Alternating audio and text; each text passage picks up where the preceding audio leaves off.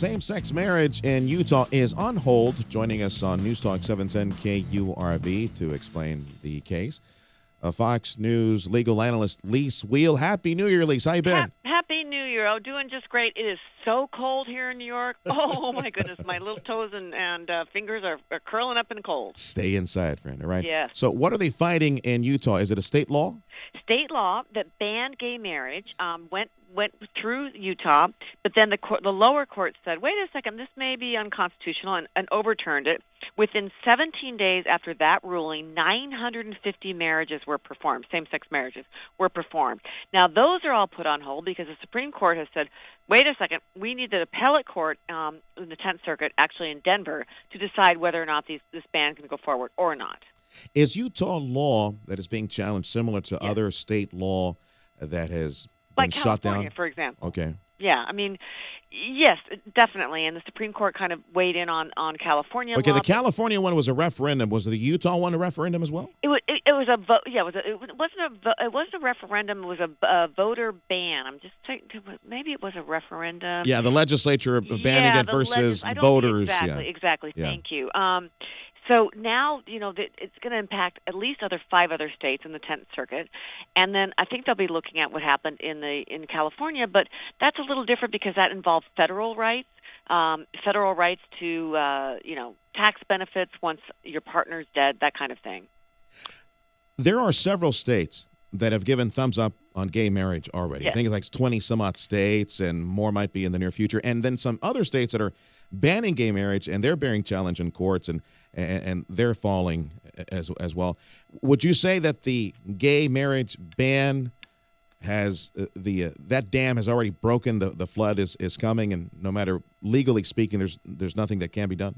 Well, the Supreme Court can always weigh in, but this Supreme Court has been very introspective, shall I say, in their rulings about same-sex marriage. In other words, they've ruled on technicalities. In California, which we were talking about a second ago, they ruled really on technicalities, that in one case that the opponents of gay marriage didn't have the standing to appeal the decision.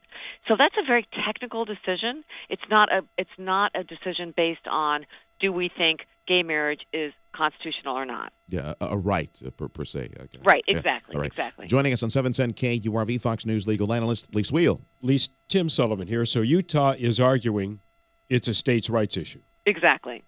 Isn't it also one of individual personal liberties?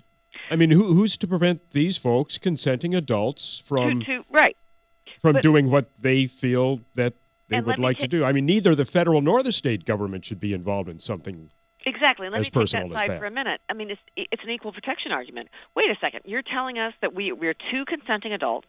We want to get married, and you're saying that we don't have the same rights and equal protection that any other 2 consenting adults do? Now, other people will say, well, what are you going to say? That you can marry a goat, you can marry 3 people? No, 2 consenting adults. If you write that into the law and say it doesn't have to be a man or a woman, but 2 consenting adults, that would seem to me, for tax purposes, and I'm looking at it, very legalistically here, that should be appropriate. Yeah. I would also kind of think that the state would recognize the apparent popularity of same-sex marriage. Absolutely. I mean, 950 people got married right off the bat. In 17 days. Now, we are in Utah talking about this case, and it happens to be the epicenter of something that you just said a minute ago. 2 consenting adults, 3 no. But I'm talking about polygamy. There's this reality show, this star with his wives. They're actually pushing, I believe they're the ones who are pushing a legal case against laws that ban polygamy in Utah. See, polygamy, though, is different to me because that's not equal protection anymore. I'm putting my nerdy little lawyer hat on because then you're talking about for tax purposes. Who am I? Are there? But consenting adults, though. Yeah, but personal liberty. If you get more than 2 people, I think you can limit it to say 2 people. Doesn't matter the sex. 2 people. Because there are benefits, there's Social Security, there's all those other kind of things. But aren't you getting into a religious aspect here when you're talking about polygamy as well? Religion aside, this might be contract between 2 people. Religion is a part of all of this. I mean, if you ask people why you would be opposed to gay marriage, I would say 90% would say it's religious belief. Okay? Yeah. But then again, putting on my nerdy lawyer hat, well, putting that aside, what about the Constitution and what is viable under our laws? And I would say 2 people, not 3, not 4. But we're talking. We could define it as a contract. Laws that deal with contracts. 2 people, yes, 3 people, 4 people, 5 people. Yes, private contracts, correct, but not when you involve the state or federal government. And then that's different. A private contract, you can say whatever. I could engage you to come over and mow my lawn every week through January. Why would you do that? Probably not, because there's snow on my lawn. But I could engage you to do that.